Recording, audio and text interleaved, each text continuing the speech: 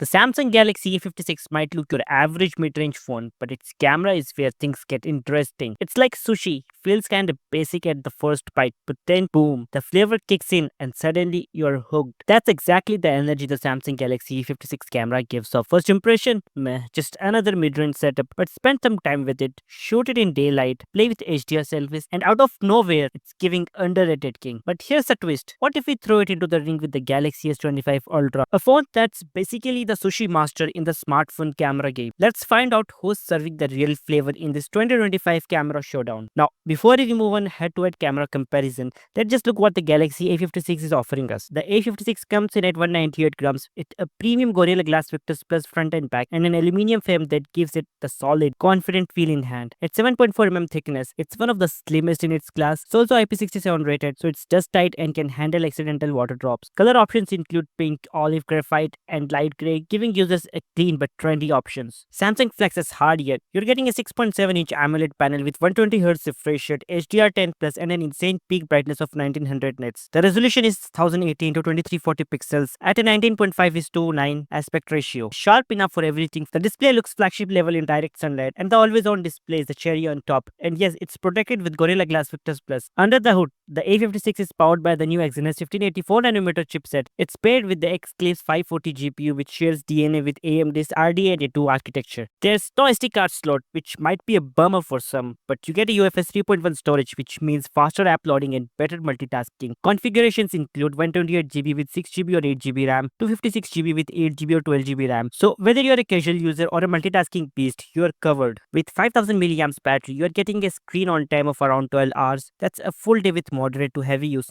Charging 45 wired, getting you 65% in 30 minutes. No wireless charging here, but that's expected in this price segment. Running on Android 15 with One UI 7 out of the box, and Samsung promises 6 major Android upgrades. That's insane for mid-range phones. It basically guarantees long-term usage without FOMO. One UI 7 is snappy, bloat is minimal, and features like circle to search and virtual proximity sensing add to the premium feel. Alright, now let's talk cameras. It's time to compare the Galaxy A56 with the mighty S25 Ultra. Before we deep dive, let's roll out the specs. The A56 comes with a 50 megapixel main camera, a wide-angle 12 megapixel lens, and a 5 megapixel macro on the front, a 12 megapixel shooter, and yes, it supports 4K video on both sides.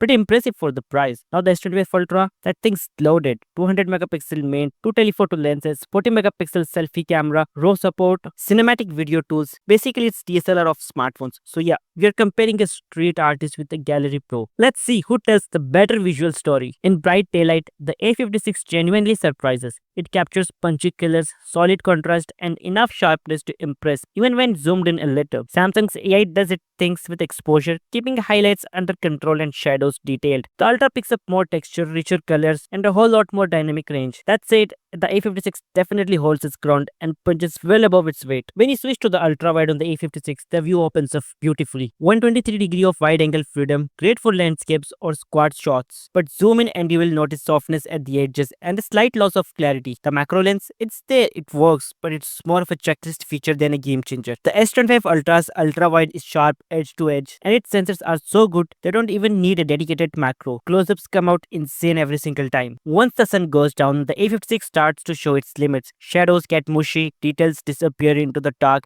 and colors begin to look washed out. Night mode tries to help, but results are hit or miss. Sometimes too desaturated, sometimes way too soft. In contrast, the S25 Ultra is out here painting with darkness. It nails the shadows, controls the highlights, and keeps colors vibrant. This is where premium tech makes all the difference. So what's the bottom line? The Galaxy S25 Ultra is an undisputed champ when it comes to photography and video, but the Galaxy A56 is that budget underdog that actually shows up and surprises. For casual users, Insta Reels stories, and spontaneous vlogging, it does the job and does it well. It's not sushi level elite, but hey, it's definitely not your average fast food either. Alright fam, what would you pick? A pro level camera setup or a budget friendly smart shooter?